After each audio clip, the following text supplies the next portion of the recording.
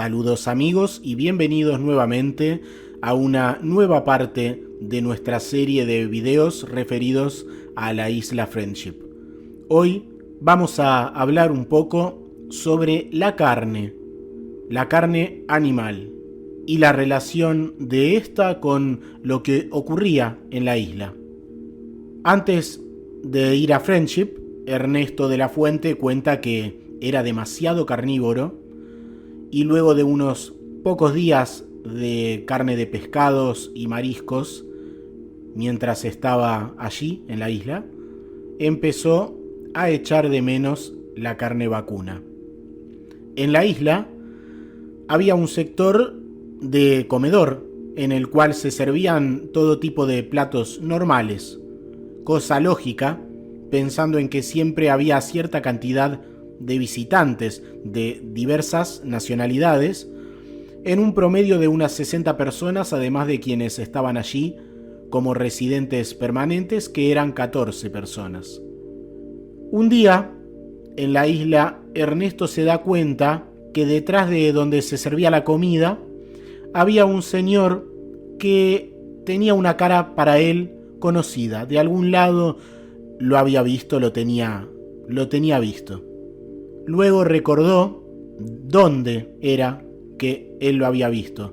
Esta persona se llamaba Pedro R., uno de los que Ernesto había recibido en Puerto Montt y había llevado a la isla. Recordemos que él en cierto momento desempeñó esta tarea para Friendship, haciendo llegar hasta donde embarcarían hacia la isla a diversas personas que tenían como destino la isla Friendship. Así que recordó que ahí lo había visto. Ahora él vestía un uniforme blanco y un gorro de cocina del mismo color, que lo hacía verse un tanto diferente. Ahora era ayudante de cocina allí. Al día siguiente, y a la hora del almuerzo, se atrevió Ernesto a acercarse a él y hacerle una pregunta importante. ¿Aquí no hay carne?, preguntó Ernesto. A esta persona le costó reconocer a Ernesto, ya que también andaba con él las ropas que usaban en Friendship, que ya describimos antes, este conjunto blanco cómodo, y además, se había dejado Ernesto crecer el bigote que antes no tenía, así que le resultó un poco difícil de conocerlo, pero luego lo conoció y le dice: por supuesto que hay, ¿quieres? Bueno, si no fuera mucha molestia, le responde Ernesto. ¿Y cómo la quieres? En bistec y apenas asada, responde Ernesto. Así que esta persona, Pedro R., le pide que lo espere un momento y fue para adentro, en un lugar de donde evidentemente traían los alimentos. Poco rato después, Ernesto comenta que aparece con un plato y un bistec. Ernesto cuenta que lo acompañó con un poco de puré de papas o patatas y lo llevó a su mesa. Comenta que, digámoslo así, gastronómicamente hablando, era una delicia, era la mejor carne que podía haber. Comenta que era el típico bife de chorizo argentino de la mejor calidad. Comenta que solo le faltaba, pensaba él, su botella de Pinot Noir para que la felicidad le fuera completa. Pasó el tiempo y de vez en cuando Ernesto repetía nuevamente su, como describe él, aventura gastronómica, porque la carne era deliciosa, según lo describe él. Todo iba bien hasta que un día le llamó la atención algo. ¿Qué era? Ernesto notó que todos los bistecs eran exactamente iguales. Y se lo hizo ver a Pedro R., la persona que servía la comida. ¿Es que no le gusta?, le dijo Pedro. No, todo lo contrario, es exquisita, pero ¿cómo es posible que todos los bistecs sean iguales? Pedro R. le comenta que él no sabía, que le entregaban la carne en un largo y gran filete y él lo cortaba en trozos de 2 dedos de grosor. Eso es lo que le habían indicado. Ernesto le pregunta si le saca a él la grasa sobrante. Y Pedro responde que no trae grasa. ¿Antes tú eras carnicero?, le pregunta Ernesto. Y Pedro le responde: ¿no se acuerda que le conté que yo era soldador en Coquimbo? Sí, de veras, recuerda Ernesto. Pero bueno, pensó, ¿dónde la faenarán? Ernesto se puso a pensar dónde matarán a los pobres animales en un lugar tan pacífico como Friendship, o de dónde vendría la carne ya procesada. Eso se le quedó dando vueltas en la cabeza y empezó a pensar, ¿no? ¿Quién mataría a los animales o cómo los matarían? Todo el asunto para Ernesto, que él come carne de forma normal, no tenía mayor importancia para él, y comenta que todo se le habría olvidado de no haber sido porque de repente se acordó de algo. Él comenta que el corte que en Argentina se llama bife de chorizo no es el filete que él conoce. Él comenta que, si no se equivoca, es un corte parecido a lo que en Chile llaman asiento, y que tiene otra forma muy distinta al filete, que es medio cilíndrico. Por lo tanto, deberían de haber bistecs grandes y bistecs más chicos. El caso lo comentó con varias personas allí, sin embargo nadie sabía nada, a pesar de que todos estaban de acuerdo en que estos bistecs eran siempre idénticos, iguales. Un día conversaba con Alberto, quien manejaba, si recuerdan, el Mytilus II, la embarcación de la isla, y que era muy amigo de Ernesto de la Fuente y de la familia Ortiz, sobre todo de Octavio Ortiz. Y Ernesto le pregunta directamente a Alberto: ¿aquí tienen un matadero? ¿Un qué?, dice Alberto. Matadero. ¿Para qué? Y Ernesto le dice: para faenar el ganado.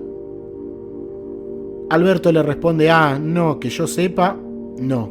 Además, el ganado Hereford que hay aquí es para investigación científica y no lo matan, no es para comérselo. ¿Y la carne, entonces? ¿Qué carne?, le dice Alberto. La que comemos, le responde Ernesto.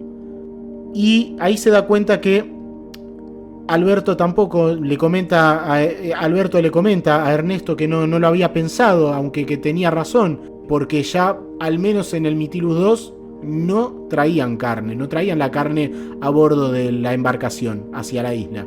El misterio se agrandaba, así que un día Ernesto se atrevió a, como comenta él, a poner en apuros a Ariel. Trató de hacerlo lo más suave e indirectamente posible que pudo, así que un día fue y le preguntó: ¿aquí quién tiene la desagradable misión de matar a los animales?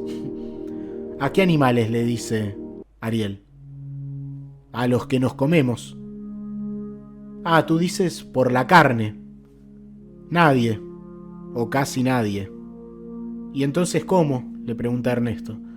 ¿Cómo es eso? Es que la carne que tú te comes es artificial. Entonces Ernesto piensa: ¿de soja? No, es de novillo Hereford. Entonces, claro, imagínense, artificial, pero de novillo Hereford. ¿Cómo puede ser?, le pregunta Ernesto.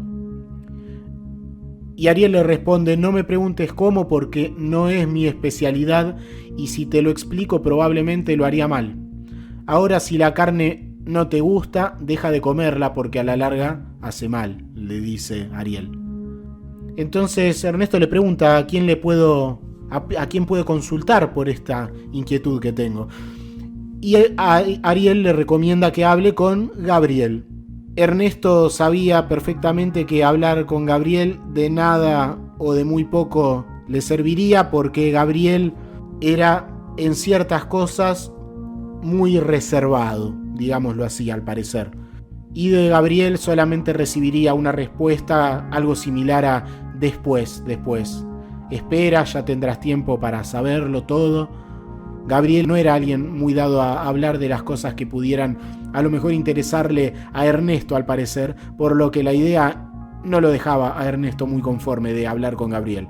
Así es que una tarde fue directamente al delfinario, si recuerdan de los capítulos anteriores, y fue a hablar con Yael, con la mujer que, si bien era neurobióloga, en ese entonces estaba haciendo las veces de veterinaria en cierta forma, aunque obviamente era mucho más que eso, pero bueno, es una forma de entenderlo. Así que fue con Yael y se lo planteó de forma directa. ¿Eres tú también la que fabrica la carne artificial?, le dice Ernesto. Y Yael le responde, ya te lo contaron. No me digas que ahora te vas a hacer vegetariano, le dice. No, le responde Ernesto. Y Yael le dice, y porque hay gente que ha reaccionado así. E incluso hay algunos que le tienen miedo a los bistecs.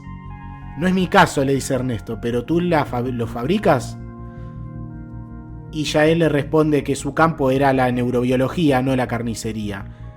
Entonces Ernesto le pregunta quién entonces es el especialista en estas cosas. Y Yael le comenta, entre otros, mi marido, que se dedica a la ingeniería genética. Pero no se te vaya a ocurrir preguntarle, le dice, porque no le gusta mucho hablar de eso. ¿No se puede visitar el laboratorio?, le pregunta Ernesto. Y Yael le comenta que no creo que se lo permitieran porque además el olor en ese lugar es espantoso. ¿Pero cómo lo hacen?, sigue insistiendo Ernesto, quería saber. Teóricamente es fácil, le dice Yael. Toda célula animal tiene la capacidad de reproducirse. Miles de tus células se están muriendo diariamente y otras miles están naciendo en todo tu cuerpo. Así que solo es cosa de reproducir el medio natural en que se desarrollan y copiar como lo hace la naturaleza. ¿Pero cómo lo hacen?, pregunta Ernesto. Yael le dice que sencillamente se toma un trozo de carne, de la carne elegida, y se la mantiene in vitro, en el medio adecuado y a la temperatura adecuada. Y ese medio lo consiguen en un semivacío. Ese medio es sumergir, básicamente, se sumerge la carne en líquidos obtenidos de fetos vacunos, a los que hay que agregar células de tejido conectivo. Estas células de tejido conectivo llamados fibroblastos. A estos últimos hay que guiarlos magnéticamente para que el crecimiento sea en el sentido deseado a través de una capa externa que da consistencia y soporte al crecimiento de cada trozo. Yael le dice y le repite que no han descubierto nada, que solo copian a la naturaleza, aunque a veces aceleran un poco el proceso, unas 6 o 7 veces más rápido, lo que hace que esa carne sea mucho más barata que la original y además para producirla no se necesitan grandes espacios. Y Ernesto le dice, ¿pero es igual a la carne natural? Y Yael le responde, mejor, es mejor, tú la probaste. Lo que ocurre es que con ese sistema lo único que se reproduce es la fibra muscular, es decir, la carne propiamente. La grasa, los nervios, los cartílagos, todo eso no existe. Es la fibra muscular animal. Ernesto, claro, dice, pero esto es una maravilla, podría alimentar a gran parte de la humanidad. Y Yael le comenta, sí, pero también podría destruirla. También podría destruirla. ¿Cómo? No entiendo, le dice Ernesto. Y Yael le comenta que entregar abiertamente todo ese material, esa información, implicaría dar ciertas claves de la ingeniería genética, las que seguramente serían mal empleadas. ¿Y en qué forma podrían ser mal empleadas?, pregunta Ernesto. Con estos conocimientos, no solamente comerían mucha carne, sino que los utilizarían en ese loco afán que tienen ustedes de prolongar artificialmente la vida. Además, se prestaría para que todos quisieran tener hijos altos, rubios y de ojos azules, o como sea que dicte la estética humana del momento, y cuando todos fueran altos, habrían otros que desearían ser más altos, cambiarían las razas hasta que algún día alguien se equivocara y vendría el caos. Y Yael comenta que ya ha ocurrido en la antigüedad y que con eso no se puede jugar. Eso deja mucho que pensar. O sea que nosotros nunca podremos saborear esos bistecs, le dice Ernesto, algo triste. No lo sé, le responde Yael, ya que estamos intentando dar a conocer algunas nociones de esto. Algunas nociones. Solo les faltaba, comenta la persona indicada, para que lo siga desarrollando por su cuenta. Y ante la pregunta de Ernesto de quién podría ser esa persona, Yael le responde que estaban buscando y que tenían algunos candidatos en esa época. Le comenta que había 2 en Japón, 3 en Estados Unidos y 1 en Italia. Aunque Yael se inclinaba más por los científicos del Touro College de Nueva York, ya que Ravel, Gillespie y Benjaminson parecían ser personas bien intencionadas. Ravel, Gillespie y Benjaminson. Y que no harían mal uso de todo eso. ¿Y si lo hacen?, pregunta Ernesto. Bueno, le responde Yael, sería otra de nuestras inmemorables caídas. Por eso es que tomamos tantas precauciones. A esto podemos agregar que estas personas, recordemos, que eran, bien dicho, como he dicho antes, personas. Estas personas no eran perfectas, cosa que también se ha dicho en otros casos relacionados en Europa, ellos mismos lo decían, mucho anterior al caso de Chile, de Friendship de Chile, y de lo que hablaremos en un futuro. No eran ni perfectos ni infalibles, tal como decían en Italia. Ya hablaremos de ello.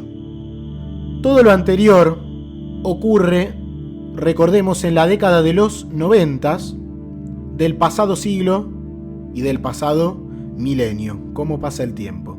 En el 2002, Morris Benjaminson, uno de los científicos antes nombrados, a pedido de la NASA, miremos los datos. En el 2002, Morris Benjaminson, uno de los nombrados en Friendship, nada más y nada menos a pedido de la NASA, estuvo involucrado en un prometedor proyecto en el cual la intención era desarrollar tejido muscular animal in vitro con la expectativa de avanzar en la posibilidad de desarrollar carne de forma más práctica para los astronautas, aunque Benjaminson estaba interesado al parecer también en que esto pudiera repercutir de forma positiva en reducir la masiva matanza de animales para consumo humano en un futuro. Subvencionado por la NASA, nada más y nada menos, Benjaminson logra, con un proceso muy similar al que tendrían en Friendship, del que hemos hablado,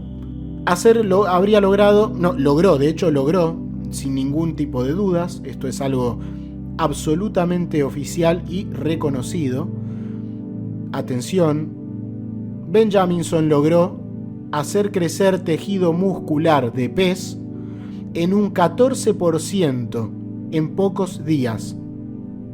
Aún así, parece que en NASA, a pesar de que habían invertido en la investigación de Benjaminson, decidieron que había formas más prácticas de alimentar a los astronautas y se acabó el dinero para la investigación que habían sostenido.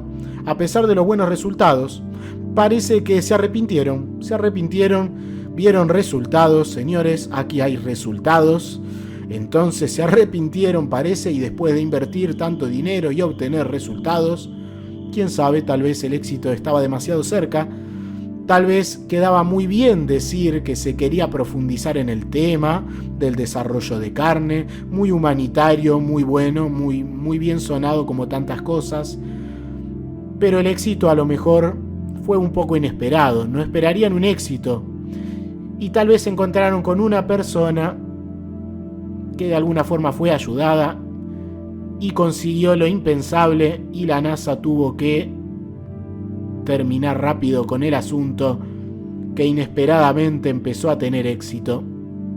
Así que el éxito un poco inesperado, tal vez un poco incómodo. Aquí se termina todo, y como cuando se busca vida en el espacio, pero cuando hay algún indicio de algo inesperado se mira hacia otro lado, aquí ocurrió más o menos algo parecido. No sea cosa que la eterna búsqueda termine por filtrar alguna verdad incómoda. En el 2017, Benjaminson fallece. Finalmente, como decíamos al principio, y aclarando un poco más, para aquellas personas que no entienden que hubiera comidas con carne en la isla, con carne animal, volvemos a decir esto. Recordemos que allí había unos 14 residentes permanentes que procedían de sitios normales de nuestro mundo, y luego unas 60 personas en carácter de visitantes temporales que irían rotando, que también obviamente eran de diferentes naciones, eran personas que, bueno, es normal que, aunque tal vez algunos pudieran no comer carne, sobre todo, y para decirlo claro, quienes no serían de nuestro mundo, y pudieran estar allí temporalmente, ¿no? También hubiera personas normales que estuvieran allí, y es de esperar que se buscara que tuvieran acceso al tipo de alimentación que normalmente acostumbraban llevar. Hasta aquí el video de hoy. Como siempre, recuerda que todo esto lo hacemos para profundizar, más que en los mismos hechos, en la reflexión sobre que tal vez las cosas sean un poco diferentes a lo que nos cuentan. Esta frase tan amplia como la puedas entender. Así que bueno, hasta aquí el video de hoy. Como siempre, recuerda que puedes suscribirte, y si lo haces, activa la campanita para recibir el aviso de cuando subamos nuevos videos. Puedes compartir esto libremente, por supuesto, y en la descripción puedes encontrar nuestro Facebook y una dirección de correo. Recuerda que intentamos contestar tan rápido como podemos, pero es algo que cada vez se hace más complicado, como es lógico. En Facebook solemos tener algo más de actividad. Así que, bueno, esperamos que te haya servido, que lo hayas disfrutado y que te haya estimulado a reflexionar sobre algunas cosas. Te ha hablado tu amigo, Fabián. Esto es La Senda Interestelar. Espero que estés muy bien, y hasta muy pronto. Un saludo grande.